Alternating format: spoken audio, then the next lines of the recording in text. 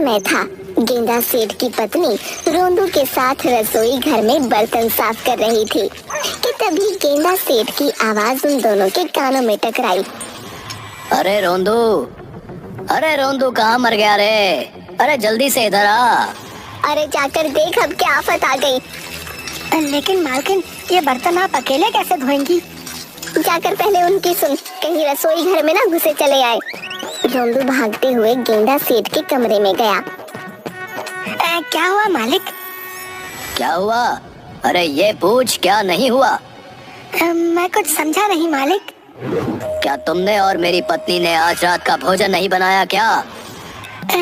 ये कैसी बातें कर रहे हैं मालिक? आपके कहने पर तो आज पनीर के पराठे दही बड़ों के साथ बनाए थे और साथ में पनीर पुलाव भी बनाया था। अरे इतने स्वादिष्ट स्वादिष्ट पकवान बनाए और मुझे पता भी नहीं। जल्दी जल्दी जाओ और मेरी पत्नी से कहो कि मुझे बहुत भूख लगी है। वो क्या है ना, दोपहर का भूखा हूँ। ये कैसी बातें कर रहे हैं आप? अभी कुछ देर पहले ही तो आपने पेट भरकर भोजन किया है। मैं और मालकिन रसोई घर में भोजन की प्लेटें ही तो साफ कर रहे हैं। क्या मैंने भोजन कर लिया? हाँ मालिक, आपने अभी अभी कुछ देर पहले ही तो पेट भरकर खाना खाया है। तो फिर मुझे कुछ याद क्यों नहीं आ रहा? मेरे पेट में चूहे क्यों दौड़ रहे हैं? अरे आपके पेट में तो हमेशा चूहे ही दौड़ते रहते हैं। पता नहीं आपके ये पेट में चूहे कब शांत होंगे। रोंदू ने इतना कहा ही था कि तभी गेंदा सेठ की पत्नी गुस्से से पैर पटकते हुए आई। इनके पेट के चूहों को किसी दिन बहुत सारी नींद की दवाई दे दूंगी। उस दिन इनकी भूख हमेशा के लिए खत्म हो जाएगी। ये कैसी बातें कर रही हो तुम? तुम तो मेरी पत्नी हो। क्या तुम नहीं जानती, अगर मेरे पेट के चूहे शांत हो गए तो मैं स्वर्ग सिधार जाऊंगा और तुम विधवा हो जाओगी। मुझे नहीं पता तुम्हें स्वर्ग मिलेगा कि नरक, लेकिन मुझे पूरा विश्वास है कि तुम्हें वहाँ से भी धक्के देके बाहर निकाल दिया जाएगा, क्योंकि तुम वहाँ पे भी किसी को खाने तो दोगे नहीं। अब जाकर सो जाओ, खाना खत्म हो गया और राशन पानी भी खत्म हो गया है। अब तुम्हें खाना कल दोपहर में मिलेगा। अपनी पत्नी की बात सुनकर गेंदा सेठ चुपचाप लेट गया, मगर वो भूख से सारी रात करवटें बदलता रहा। अरे अब क्या करूं भला? भूखे पेट किसी को नींद आती है क्या? समय देखता हूँ कितना हुआ है। गेंदा सेठ घड़ी पर समय देखने लगा। सुबह के 5 बज गए। मेरी पत्नी भी सो रही है। मुझे रसोई घर जाना चाहिए। रात का कुछ ना कुछ खाना जरूर रखा होगा, उससे ही कुछ भला हो जाएगा। गेंदा सेठ दबे पांव रसोई घर में गया।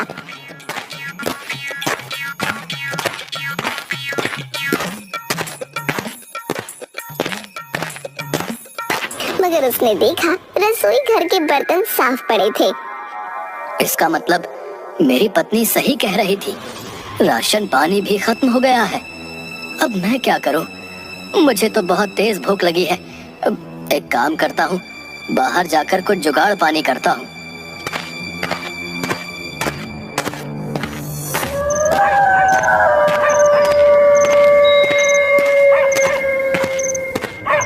इधर गेंदा सेठ जैसे ही अपने घर से बाहर निकला, उधर आकाश में यमराज चित्रगुप्त के पास आकर बोले, लाओ चित्रगुप्त, आज की लिस्ट जल्दी से मुझे पकड़ा दो। मैं सारा काम निपटा कर जल्दी ही आ जाऊंगा।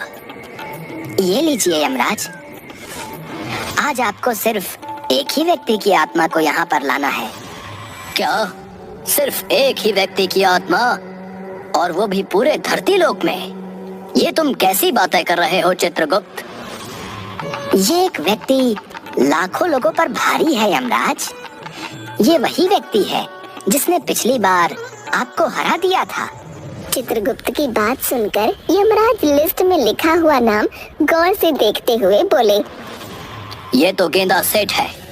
पिछली बार इसने मुझे मूर्ख बना दिया था, मगर इसकी आयु तो एक साधु की वजह से 50 वर्ष बढ़ा दी गई थी। हाँ, लेकिन उस दिन के बाद से इसने लोगों का जीना हराम कर दिया, इसीलिए इसकी आयु 50 वर्ष घटा दी गई है। चिंता मत करो चित्रगुप्त, मुझे गेंदा सेठ से अपना पुराना बदला चुकाना है। ज्यादा बातें मत करिए यमराज, फिर से आपको समझ रहा हूँ, कहीं उसकी बातों में मत आ जाना और उसके खाने के चैलेंज को स्वीकार मत कर लेना, नहीं तो आप हार जाओगे। यमराज चित्रगुप्त की बात का जवाब दिए बगैर अपने भैंसे पर बैठकर सीधे पृथ्वी की ओर चल दिए। यमराज का भैंसा यमराज से बोला, यमराज जी, पिछली बार गेंदा सेठ ने आपका जो अपमान किया था, मुझे बहुत बुरा लगा था। मुझे लगा था कि वो इतना नहीं खा पाएगा, मगर पता नहीं उसके पेट के अंदर से खाना आखिर जाता कहाँ है। ये एक शोध का विषय है, मैं कुछ समझा नहीं। यमराज, आप तो जानते ही हैं कि मेरी खुराक कितनी है। मुझे पूरा विश्वास है कि मैं गेंदा सेठ को हरा दूंगा। याद है आपको, पिछली बार मैं सारे देवताओं और अप्सराओं का भोजन चट कर गया था और कैसी खलबली मच गई थी। भैंसे की बात सुनकर यमराज गहरी सोच में पड़ गए। अचानक यमराज के होठों पर रहस्यमयी मुस्कुराहट आ गई। तुमने सही कहा मेरे भैंसे, मैं तो भूल ही गया कि तुम एक जादुई भैंसे भी हो। तुम्हारा मुकाबला तो कोई कर ही नहीं सकता। फिर उस गेंदा सेठ की क्या औकात है? इस बार मैं उसकी आत्मा खींचने से पहले उसे हराऊंगा, उसके बाद उसे ले जाकर सीधे नर्क में फेंक दूंगा। इधर गेंदा भूख से बेहाल अनजान दिशा की ओर चला जा रहा था।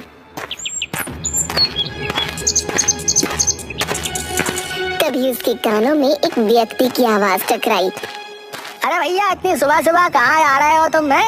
उससे आगे तो जंगल है भैया। गेंदा सेठ उस व्यक्ति की ओर पलटकर बोला कि मुझे बहुत भूख लगी है और भूख में मुझे कुछ पता नहीं रहता कि मेरे कदम कहाँ चले जाते हैं। सिर्फ इतना जानता हूँ कि जहाँ भोजन होता है मेरे कदम स्वयं वहाँ चले जाते हैं। तुमने बिल्कुल सच कहा भैया। दरअसल मैंने भगवान से एक मन्नत मांगी थी जो कि पूरी हो गई, इसीलिए मैं गांव में प्रसाद बांटने के लिए निकला हूँ। अच्छा हुआ सबसे पहले व्यक्ति तुम ही निकले।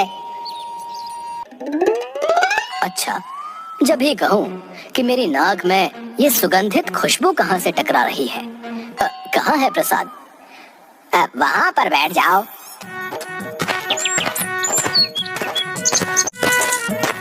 उस व्यक्ति ने गर्मा गर्म पूरी और आलू की सब्जी गेंदा सेठ के सामने परोस दी। अरे वाह वाह वाह, सुबह सुबह ही देसी घी की पूरी और मेरी मनपसंद आलू की सब्जी। आज तो मजा आ गया।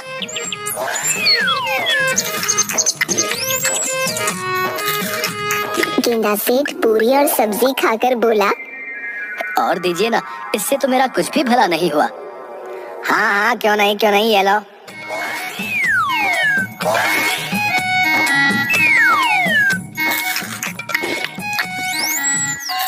गेंदा सेठ कुछ ही देर में 150 पूरियां खा गया। अब लग रहा है जैसे कि पेट में कुछ जा रहा है, और लाओ ना। आखिर तुम कौन हो भाई? हैं?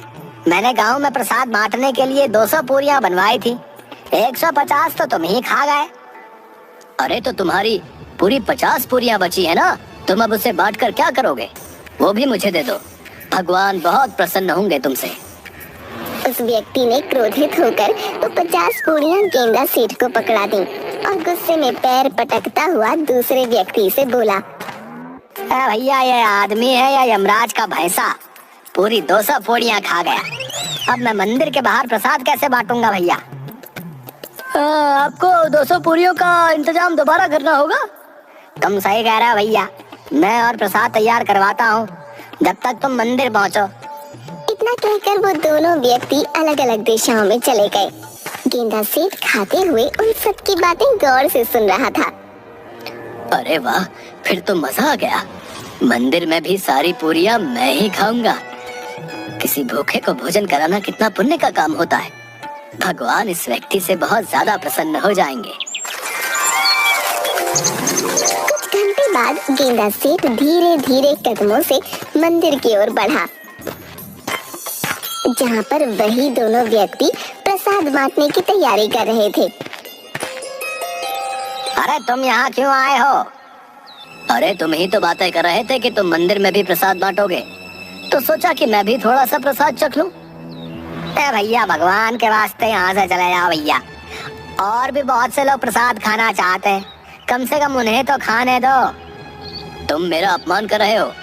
तुमने भगवान से मन्नत मांगी थी प्रसाद बांटने की, और देखो मैं तुम्हारा प्रसाद खाना चाहता हूँ, मगर तुम मुझे अपमानित करके भगा रहे हो।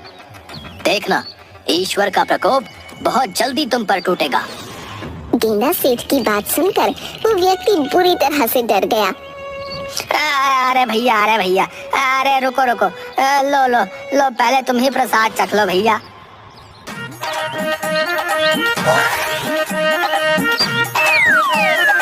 गेंदा सेठ चखने के नाम पर सारी पूड़ियाँ खाते हुए बोला, क्या बस इतना ही चखने को दोगे? थोड़ी और पूरियां लाओ। भैया, तू इंसान है या यमराज का भैंसा है? हे ईश्वर, आखिर तू इसे अपने पास क्यों नहीं बुलाता? अरे इतने सारे अच्छे इंसानों के यमराज आत्मा खींच कर ले जाते हैं, इसकी आत्मा क्यों नहीं खींच ले जाते? उस व्यक्ति ने इतना कहा ही था कि तभी भैंसे पर सवार होकर यमराज हंसते हुए वहां पहुंच गए। यमराज को देखकर वो व्यक्ति बुरी तरह से डर गया। अभी तुम्हारा समय नहीं आया है। मैं तो इस गेंदा सेठ की आत्मा को ले जाकर नर्क में डालने वाला हूँ। यमराज की बात सुनकर गेंदा सेठ अंदर से बुरी तरह से डर गया, मगर अचानक उसे कुछ याद आ गया।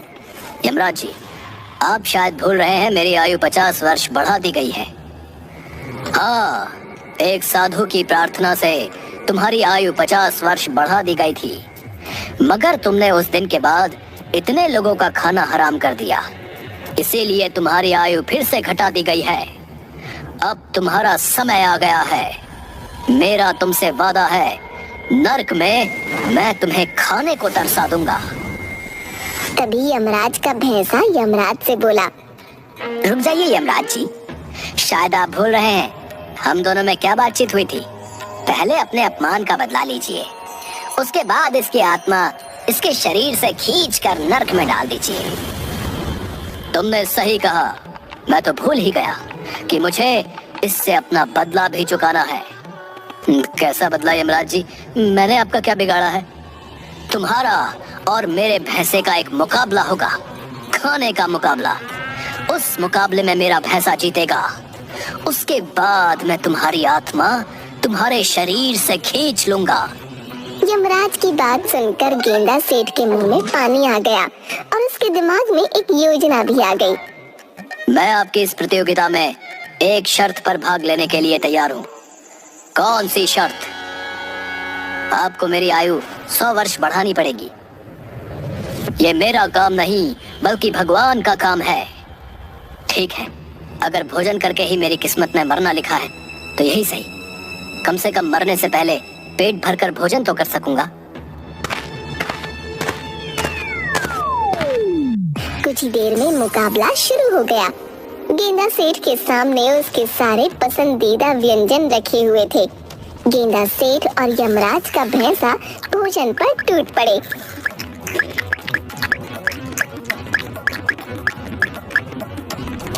यमराज जी, सारा भोजन खत्म हो गया, मगर मुझे अभी भी बहुत तेज भूख लग रही है। जल्दी से और बहुत सारा भोजन मंगवाइए ना, उसके बाद मुझे आपके साथ भी चलना है। अरे ये इंसान है या कोई बवाल? मेरा पेट तो बुरी तरह से भर चुका है। आखिर मैंने यमराज जी के सामने इतनी बड़ी बड़ी बातें क्यों कर दी? कुछ ही देर में बहुत सारा भोजन गेंदा सेठ के सामने लग गया। गेंदा सेठ देखते ही देखते सारा भोजन चट कर गया। यमराज जी, अभी मेरा कुछ भी भला नहीं हुआ। गेंदा सेठ की बात सुनकर यमराज क्रोधित हो गए और गुस्से से गांव शहर का सारा भोजन लाकर गेंदा सेठ के सामने रख दिया। खाओ इसे, आज मैं देखता हूँ तुम्हारी भूख मिटती है या नहीं। मेरा भैंसा भी कम नहीं है। देखना गेंदा, मेरा भैंसा ही जीतेगा।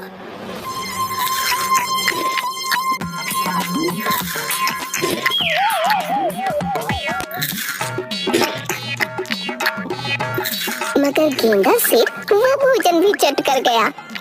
और भोजन लाओ यमराज जी, अभी मुझे और भूख लग रही है। मेरे पेट में चूहे दौड़ रहे हैं।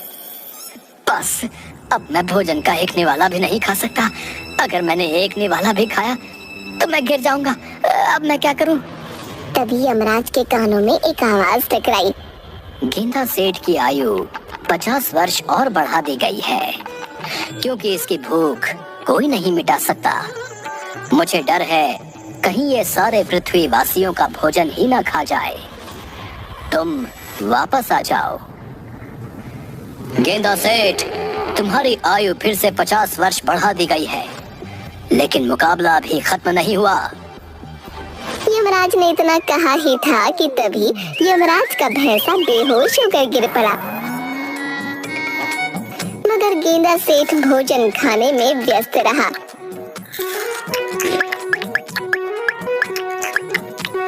यमराज जी, अब तो मेरी आयु 50 वर्ष और बढ़ा दी गई है। मेरी भूख शांत नहीं हुई। मुझे और भूख लग रही है। जब मैं खुश होता हूँ ना, तो मैं और ज्यादा खाता हूँ। और भोजन मंगवाइए। पापी दुष्ट इंसान, तेरी वजह से मेरा भैंसा बेहोश हो गया। अब मैं कैसे जाऊंगा? कुछ देर बाद यमराज के भैंसे को होश आ गया। आज जा रहा हूँ गेंदा, लेकिन याद रखना, मैं तुम्हें भूलूंगा नहीं। 50 साल बाद आऊंगा। यमराज जी, चला नहीं जा रहा। हाय, पेट फटने को हो रखा है। मर गया। मुकाबले के लिए बहुत उतावले थे ना, अब आई अक्ल ठिकाने। इतना कहकर यमराज अपने भैंसे के साथ वहां से चले गए। गेंदा सेठ मुस्कुराते हुए अपने घर आ गया।